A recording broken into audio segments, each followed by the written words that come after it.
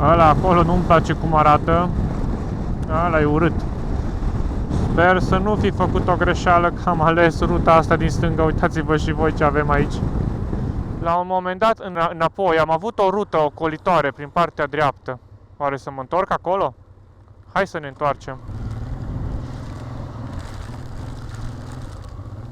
Deci ne-am oprit să ne luăm ceva de mâncare și cică să ne refugiem de ploaie. Da, uitați aici. Salami. Uite aici ce plouă. Uite. Deci aici avem party. Auzi pe aia. Mă uit la ei, mă. Ce fain. Asta e garajul doar pentru motocicliști, atât.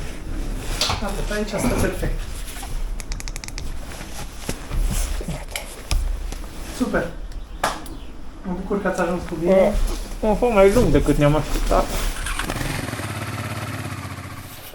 Bună dimineața, dragilor! Este ziua 5! Din marea noastră aventură spre Norvegia. Norvegia. Pentru că mai avem încă un pic până în Norvegia. Suntem la, sau în Ladelund, granița cu Germania. Danemarca. Da, Germania, Danemarca. Exact. Și avem aici cazarea asta faină care v-am arătat în episodul următor. Fug numai far să vă arăt Trecut. că bate vântul. Trecut în următor. Trecut. Uite aici. Da? Aici am stat în căsuța asta faină, cu o curte din asta superbă, verde, dar mă duc înapoi că bate vântul, că de-aia suntem înăuntru. Motocicleta este afară, este încărcată, pregătită. Ne-am luat astea de ploaie pe noi, preventiv. Eu acum trebuie să mă iau. Okay. Ești la pantalonii. Pe pat. Eu am deja pantalonii. Nu neapărat că o să plouă foarte mult azi, sperăm, dar bate vântul. O să avem rafale 30, 40, 50, 60, 70 la oră. Un pic ne panichează, ne șochează treaba asta, pentru că fiind foarte încărcați, în momentul în care îți dă o rafală din aia, o cam simți. 300 de kilometri pe ziua de azi și mergem la Răzvan și Ina. Mulțumim frumos că o să ne primiți la voi. Mulțumim! În Honstolm. Zici bine? Nu știu, tu știi. Hanstholm. Nu contează, oricum, mulțumim. Iar de acolo de la ei o să mai avem până de unde o să luăm ferry de-abia marți, pentru că astăzi este duminică, 150 de kilometri.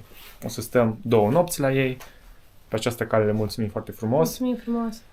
Cu siguranță o să povestim multe, o să ne ajute cu o grămadă de informații, pentru că noi nu știm foarte multe despre această zonă legat de la vreme, trafic și așa mai departe. Rămâneți cu noi că o să fie cu siguranță o zi interesantă. Haideți. Exact ce vă spuneam. Deci plouă 1 minut, se oprește 2, 3, 5 minute și tot așa. Așa că am decis să ne echipăm complet de ploaie. Avem 16 grade, deci nu-i foarte frig. Dar nu putem să riscăm că în 2-3 minute efectiv te udă și după aia rămâi ud și ți-e frig și... O fi fain. 200... Hai să văd, uite ce e aici. 290 de kilometri, că deja mi l-a stropit cu apă și n-am văzut ce scrie. Astăzi o fi chiar interesant. Avem și un pic emoții. Am lăsat un pic deschis să-mi circule aerul, că noi ieri cum am luat astea de ploaie, geaca de ploaie, peste geaca udată deja, s-a udat, s-a făcut acel condens în interior. Și acum sperăm să nu plouă mai grav, să pot să mă duc cu ea desfăcută. Uite, Ladelund. Mulțumim Ladelund pentru primire. Bineînțeles că ne merge încălzirea în fund pe treapta 1 din 2, că pe 2 foarte tare te arde. Dar pe treapta 1 e perfect.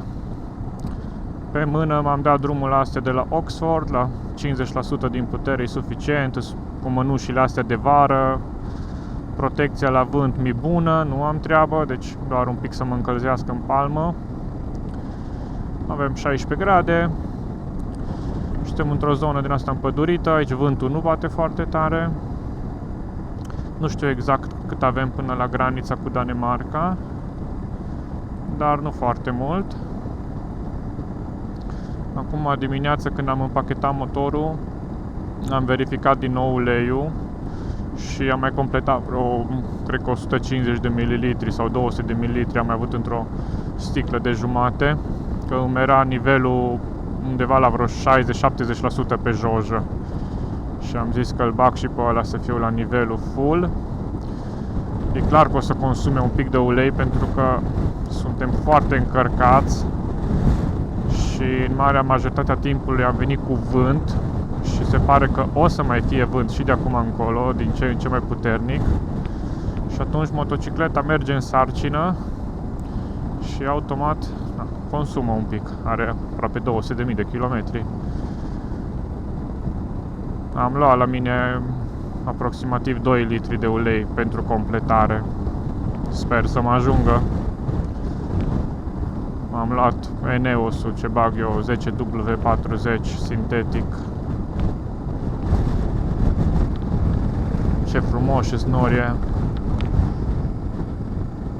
Ce căsuță faină aici.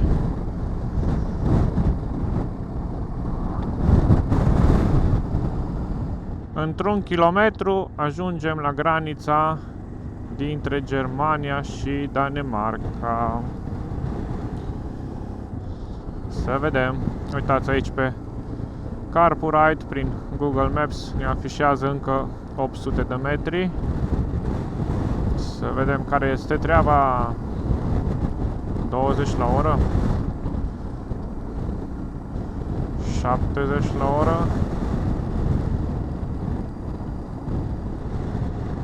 Uite steagul.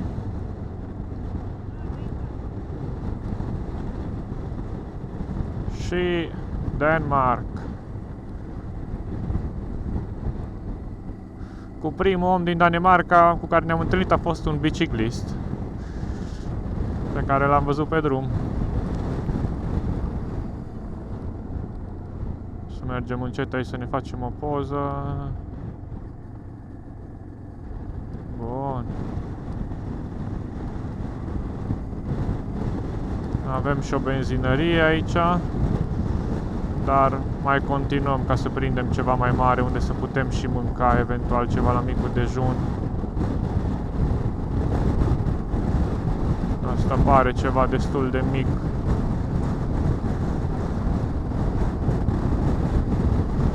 Și oficial, bine am venit în Danemarca pentru prima oară. Nu am fost nici cu mașina, nici cu altceva. Prima oară cu motocicleta. Apropo, sper că mă auziți. Deci bate vântul de mă duc cârn, așa, înclinat câteva grade. Am intrat în prima localitate și mergem de-a lungul unei ape, chiar prin centru.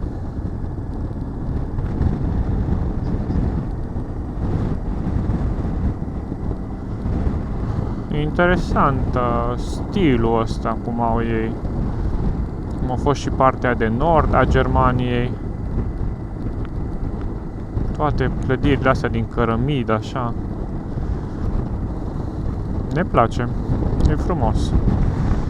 Astăzi fiind duminică, cam pauză, nu prea ai lume.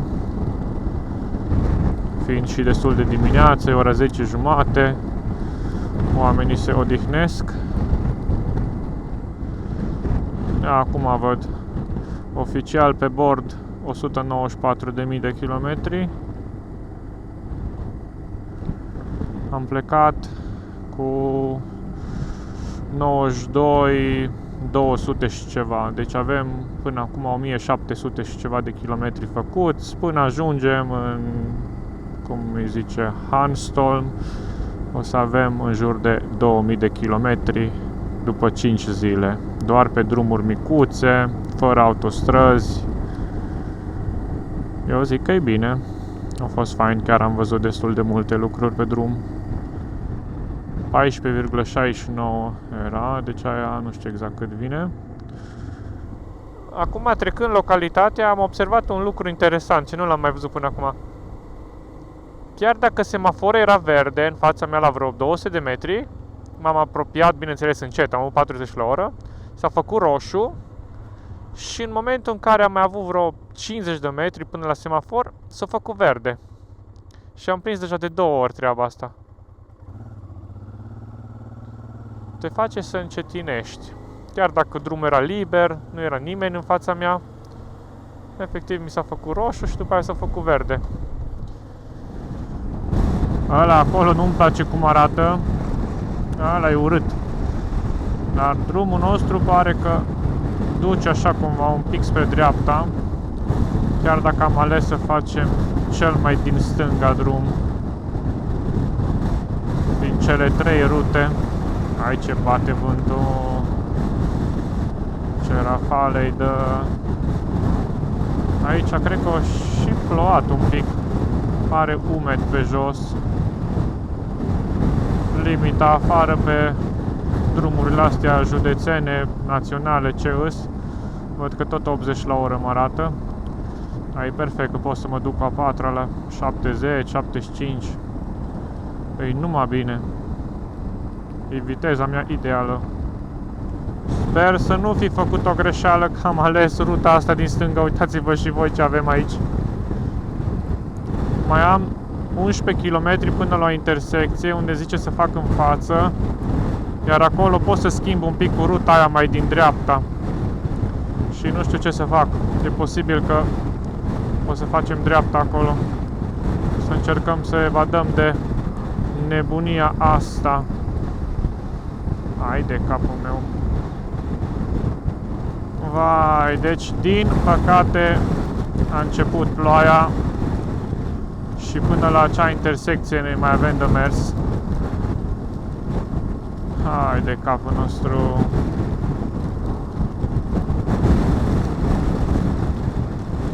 Ai, ai, ai, ai, ai.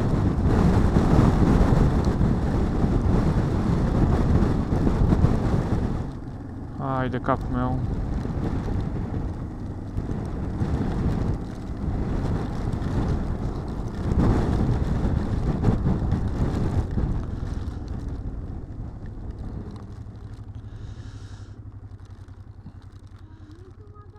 Mă, la un moment dat înapoi am avut o rută ocolitoare prin partea dreaptă.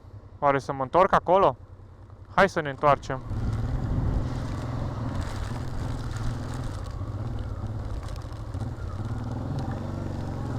Ne întoarcem și mergem înapoi unde am avut ruta aia ocolitoare. Asta este, am greșit. Decât să mă bag în furtună cu bună știință, prefer să fac cale întoarsă. Asta este, am greșit ruta.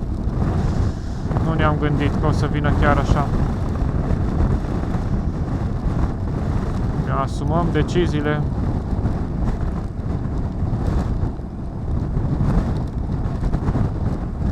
E foarte mare norul, ați văzut ce nebunie e.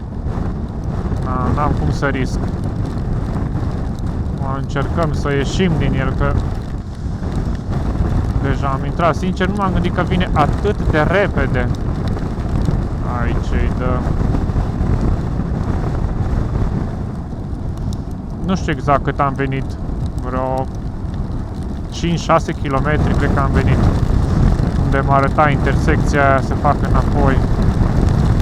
Hai, deci ce în spatele nostru.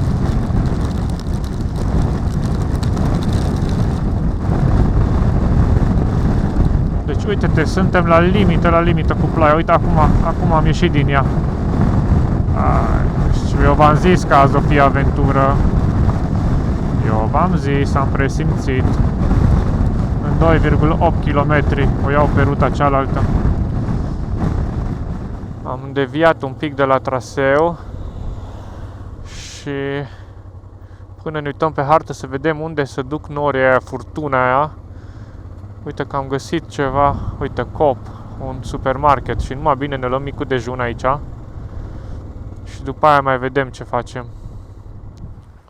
Hai că am început bine în Danemarca. Am făcut cale întoarsă din furtuna aia. Dar nu aveai cum să te duci, deci și așa a fost groaznic și abia am intrat în ea. Deci ne-am oprit să ne luăm ceva de mâncare și cică să ne refugiem de ploaie. Da, uitați aici. Salami. Uite aici ce plouă. Uite aici ce plouă. Acum un minut nu a fost absolut nimic.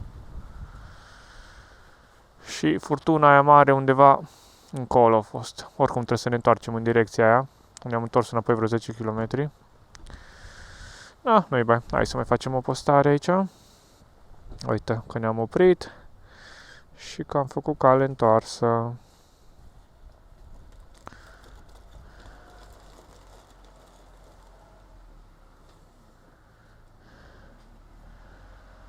Sunt bune și locașurile astea unde bași căruțul, că mai stai la refugiat. Uite că abia mai picură.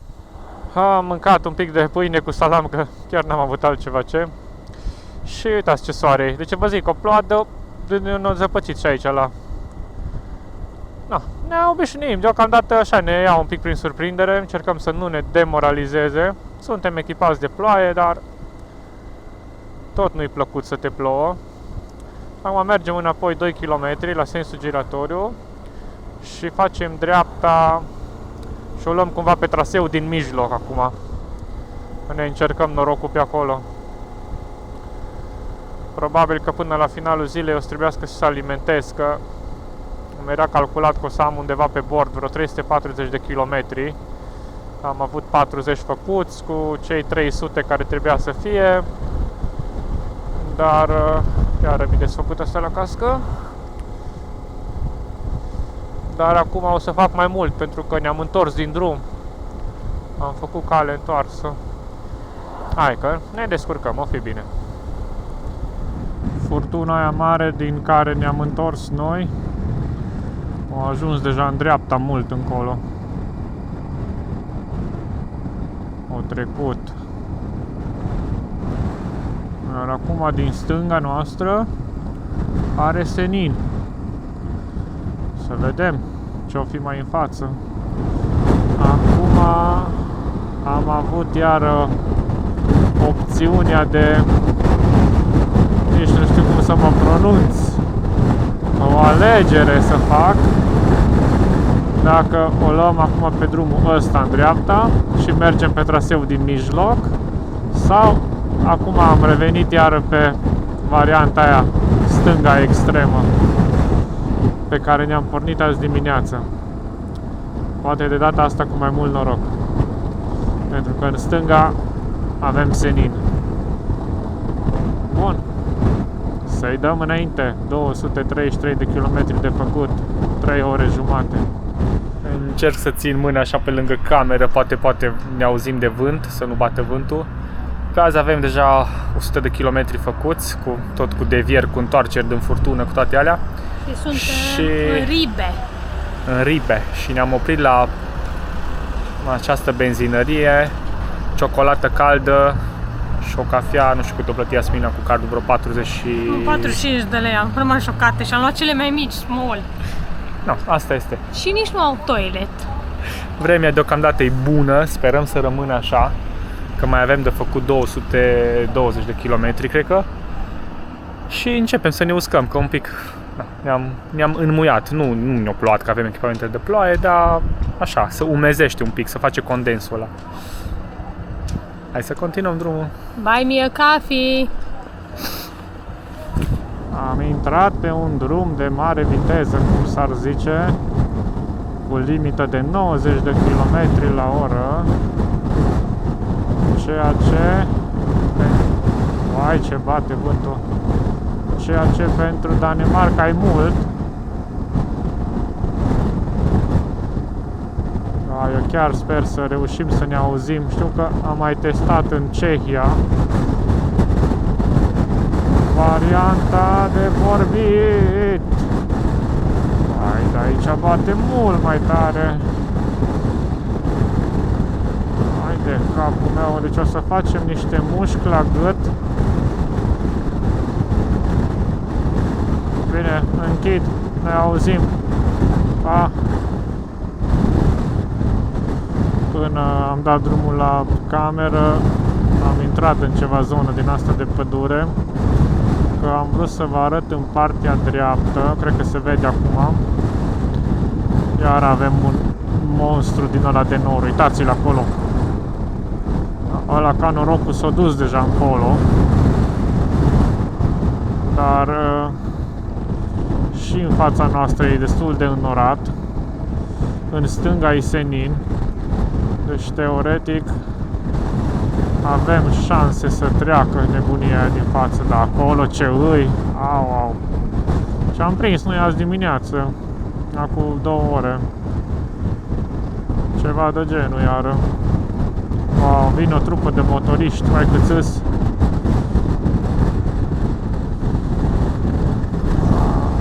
Ce fain sunteți, bă băieți și fete. Am ajuns în Varde, iar aici numai ce-o trecut ploaia, grosul, ăla mare ce l-ați văzut, numai ce-a trecut, tot e ud. Deci ca norocul că n-am venit mai repede cu un sfert de oră, 20 de minute, uite, Varde, că ne-ar fi spălat. Ia cât e pe kamikaze ăștia.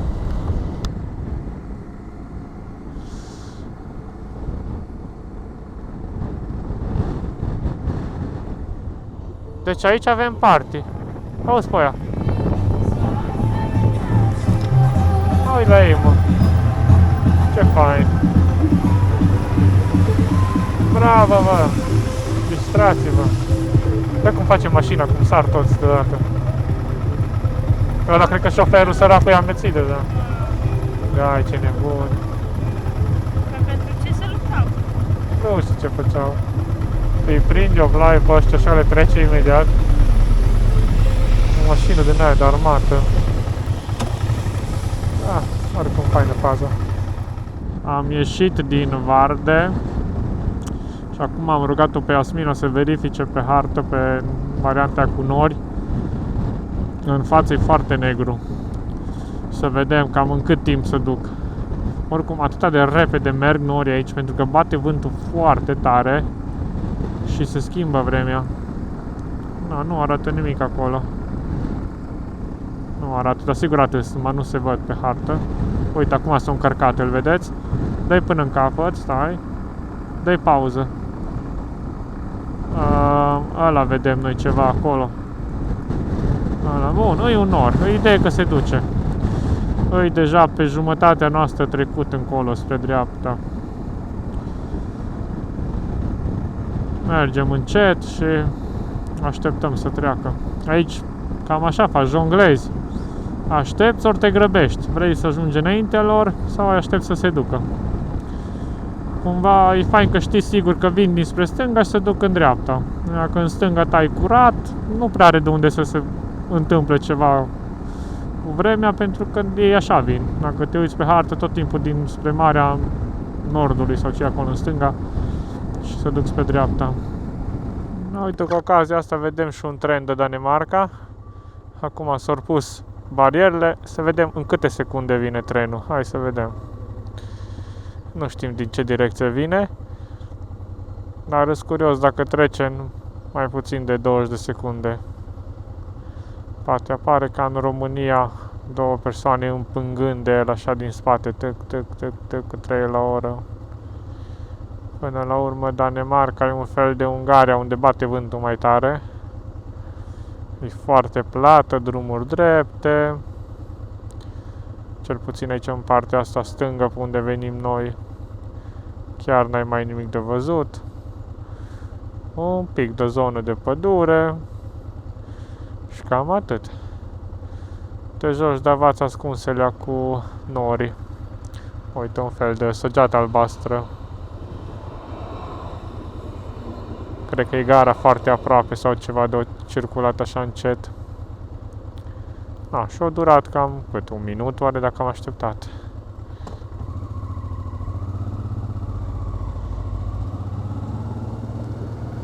Nu e nimic acolo. A venit el încet. Bun, sensul giratoriu, facem stânga. Ai 150 de kilometri pe astăzi.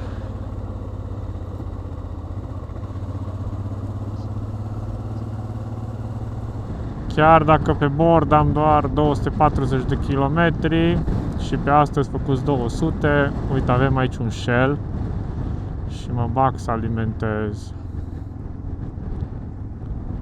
Că atunci mai avem încă 130 de kilometri până la Halmstad, tot nu știu cum îi zice exact. Și de acolo, poi mâine, până la ferie ar mai fi 150, deci numai bine mă duc în Norvegia așa cu același plin. Nu mai trebuie alimentat încă o dată. Totuși nu mai alimentez aici pentru că văd că nu merge numai dacă plătești automat, la tonomat, la din alea și mie nu-mi plac astea. Nu vreau să-mi blocheze bani pe card. Așa că mergem, mai găsim Alpeco, că nu e urgent. Mai pot să mai fac 100 de kilometri. Asta este, mergem mai departe și căutăm altundeva. Bănuiesc că pe tot traseul mai găsim un Peco mai mare. No, hai să încercăm la asta, că uite, pare mai mare. Și la asta sper că putem plăti înăuntru la om. Sau? Aici e. Am terminat de alimentat și acum avem Mac-ul, dar nu știu cum să ajung la Mac. Uite, trebuie să fac o românească pe aici, pe undeva. Prin parcarea de biciclete. Și să ies pe aici.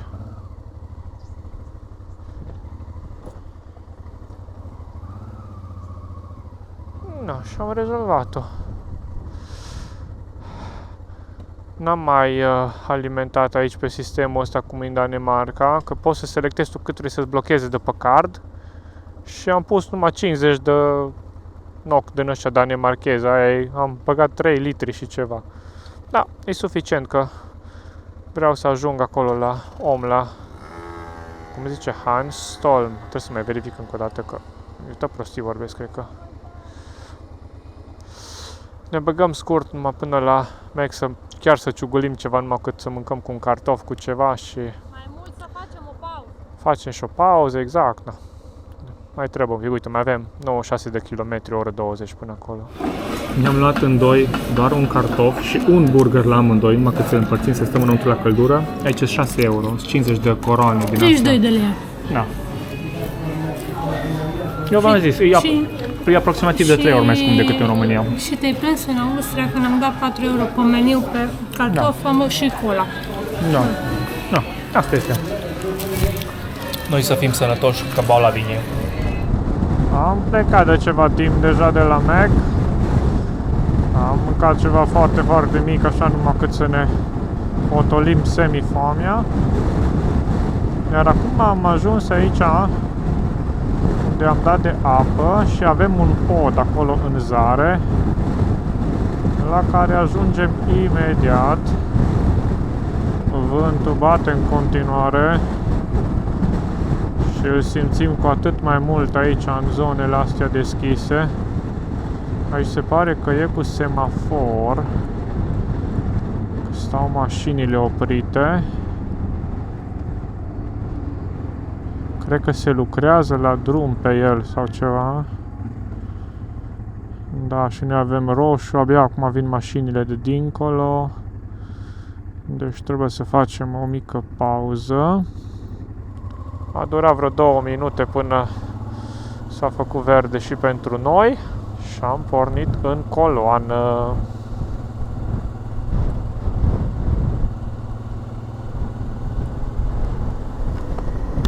Da, aici ai ceva în lucru. Se reface trotuarul, din câte observ, dar pare gata. Și probabil că o fi redeschis publicului pe ambele benzi cât de curând. Și în dreapta noastră apă, cât vedem cu ochii.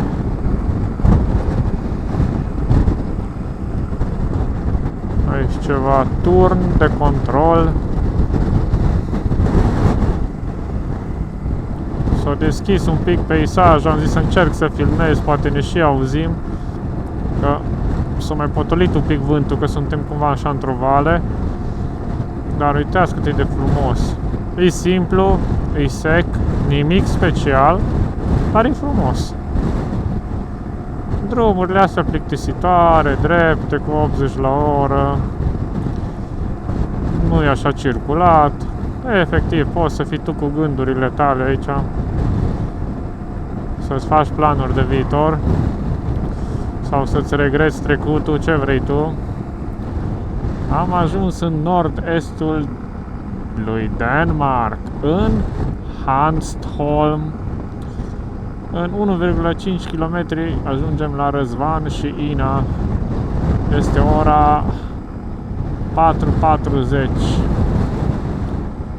Și uite că am ajuns. După multe peripeții de dimineață, cu vremea, cu vântul, cu... Wow!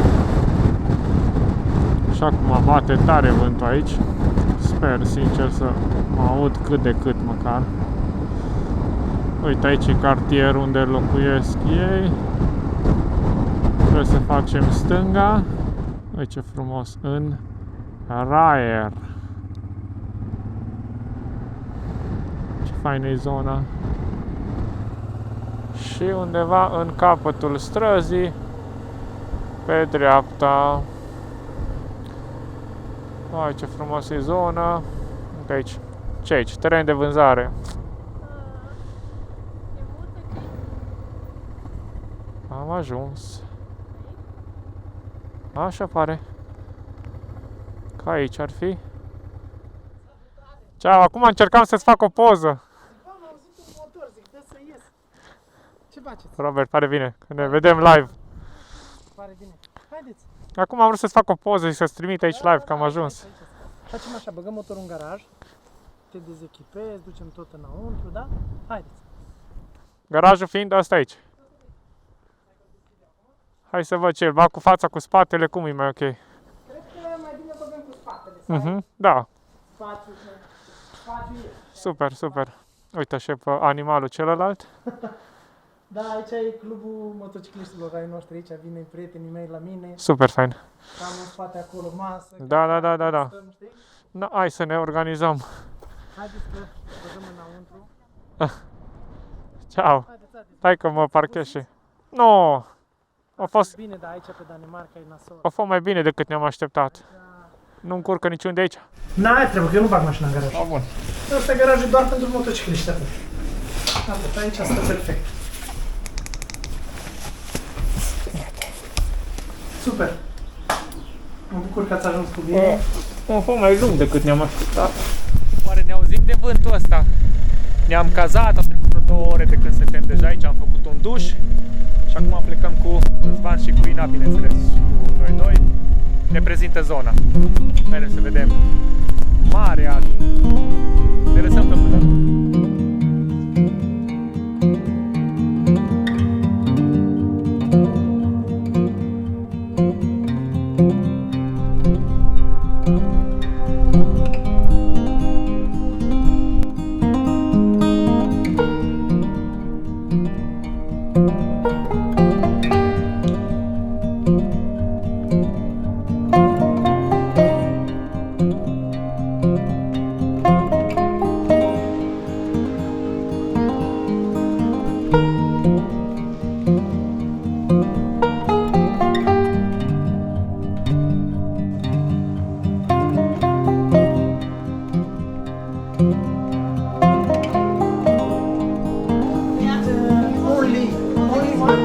Only one with pepper S? No, yes. Okay.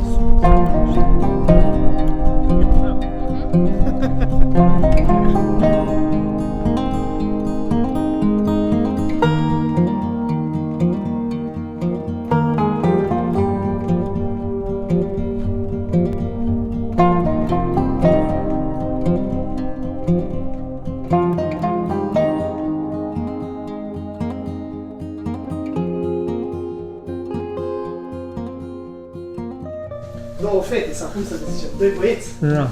Pe ăsta primul știți, că ăsta vi l-am tot arătat, dar partea interesantă vine în spate.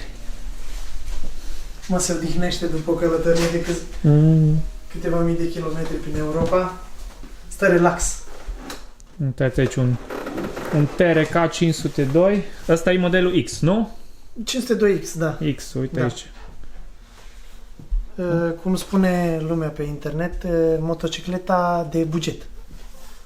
Dar vreau să zic că motocicleta asta de buget m-a dus 20.000 de kilometri fără să am probleme, m-a adus acasă liniștit și chiar recomand celor care vor să călătorească să nu investească în motoare de sute de mii de euro, pentru că nu cred că contează cu ce te duci, important e să ajungi cu bine și să poți călători. Motocicleta e în mare parte accesorizată de mine. E un 502X cumpărată de la Motomus din Cluj. Pe aceasta care îl salut pe Ciobi. Da? Ce să zic? Ca accesorii așa am montat proiectoare, handguard-uri, Insta360, încălzire în mânere, top case-urile sunt de la Suvumotec, 2 rezervoare de 5 litri, tank bag-ul este tot de la Suvumotec. Este o motocicletă, după mine, super ok. Ca motorizare și ca motor, așa, în general, la prețul care îl are, adică am fost posesor și de GS și consider că GS-ul e un pic mult prea scumpă pentru ce oferă, dar ceea ce faci cu un GS poți să faci și cu un TRK, cum poți să faci și cu un Transalp. În rest, așa, abia ne-am întors acum și noi din Europa. Eu și cu soția mea și cu cei 2 prieteni din București. Avem, cred că, o săptămână de când ne-am întors din Europa. Am fost în tur al Europei prin Franța, Belgia, Germania, Olanda. Am avut o mică problemă, dar nu consider că este motocicleta de vină, pentru că atâta timp cât noile modele de motociclete acum vin pline de senzori și de... Am avut o singură problemă în Franța cu senzorul anticădere de sub șa. Eu nu sunt un mecanic de motociclete, așa că n-am avut nici tester cu mine pentru motoare să văd care este problema cu senzorul. Am dus motocicleta la un reprezentanță Benelli, a rezolvat situația, apoi am continuat călătoria. Cred că asta se poate întâmpla la orice model de motocicletă. Nu trebuie să fie Benelli sau BMW sau orice altă motocicletă.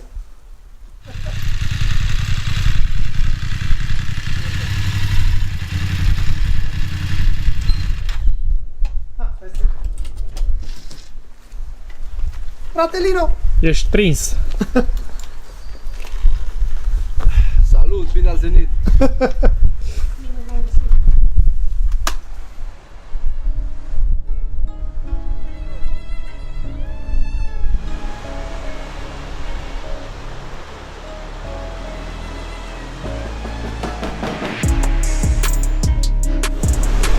Salutare tuturor!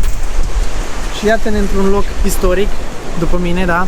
Nu știu așa multe despre locația asta, dar încet o să descoper mai multe. Locația este aproape de casa mea, la vreo 4-5 km, se cheamă Vixo. Mai exact, bateriile de la Vixo. E un ansamblu de, să spunem așa, carele de ruine din al doilea război mondial, de pe timpul când naziștii au cucerit Danemarca, era sub ocupație germană.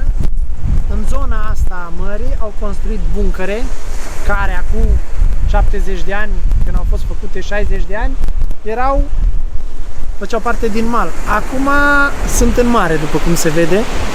Așa, din câte știu eu, am înțeles, guvernul danez au încercat să le elimine pentru a spăla rușinea Danemarcei, dar erau eforturi foarte colosale în a le distruge și atunci au rămas ca un fel de atracție pentru turiști. În rest, ce pot să vă zic? E un loc destul de frumos, liniștit, care, dacă aveți ocazia să-l vedeți, se cheamă Bateriile de la Vixo, în nordul Danemarcei, mai exact Hanstholm, unde locuiesc eu.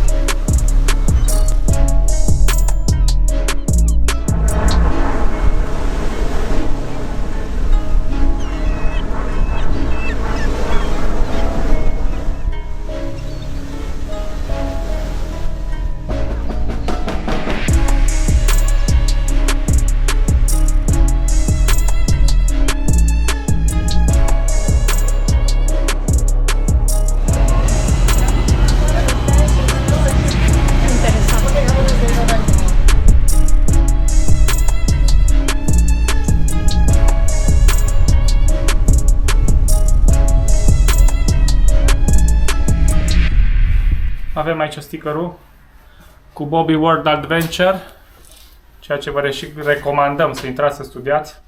Găsiți clipuri faine din... După unde ai? Din Norvegia? Norvegia, acum o să vină din toată Eurotripul din Europa. Deci o să fie. Sunt materiale faine și primește un loc de cinste. Începem latura nouă. Bucata asta aici. Uite, așa drăguț. Începem chiar din colț până sus. Și de aici mergem să alimentăm. Până acum ne-am plimbat cu mașina, toată zona. Dintr-o parte în alta. Ce aici? Peninsulei? Ce e? Da, da, da. Vârful Danemarcei. Bine, mergem să alimentăm. Și este o benzinărie chiar aici în zonă, foarte aproape. Și am zis să alimentez de astăzi, să nu mai am mâine treabă dimineață. Trebuie să plecăm pe la vreo 8:30 de aici. Că o să avem feriul la 12:30 și avem 150 de kilometri de făcut până acolo. Bate un pic vântul. Ce bine arată TRK 502X echipat cu cutiile de la SV Motec. Are extra tankuri din alea de benzină. Foarte fain făcut. Aici avem benzinăria. Partea dreaptă.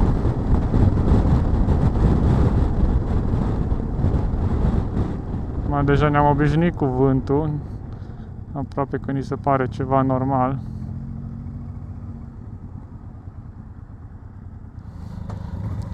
Acum vedem că nu are contactless, nu vreau să-mi bag cardul. Avem un alt Peco la 1 kilometru sau 2 de aici. Unul din ăla OK, așa se numește. Prefer să bag de acolo. Uite aici la ăsta. E mai mare, e ceva mai serios. Da, uite aici avem contactless, perfect. Da, bun. Hai că alimentăm și mergem înapoi. Între timp, de la benzinărie am venit și până la supermarket, la Rema 1000 și a apărut și Felix cu a lui GS 800, cred că 800 e ăsta. Și mergem spre casă, să vedem pe unde ne duc.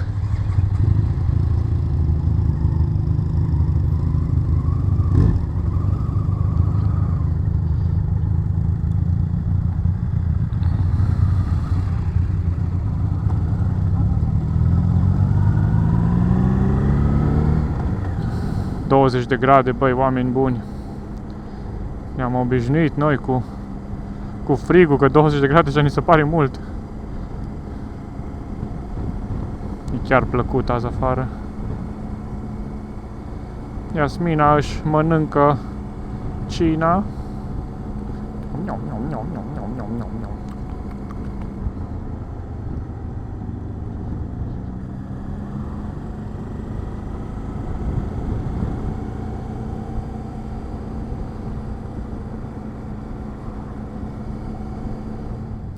Am revenit.